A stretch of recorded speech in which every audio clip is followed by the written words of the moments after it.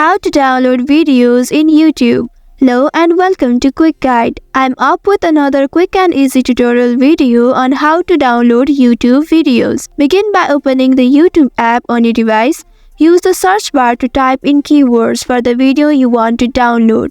Find the specific video you are looking for. Once you have found the video, tap on the three dots icon, which is usually located next to the video title. This will open a menu with various options. Within the options, you will find download feature.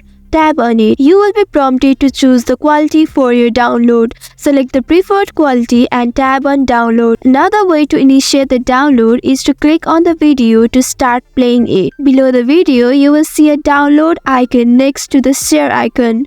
Tap on it to download the video. To view your downloaded videos, click on your profile icon below. Then scroll down and click on Downloads. Here you will find a list of videos that you have downloaded. You can watch them offline at your convenience. That's all for today's video. Thanks for watching till the end. If you found this video helpful, don't forget to like, share and subscribe the channel. Also hit that bell icon to get notifications on more such helpful tutorials. See you in next video. Stay connected.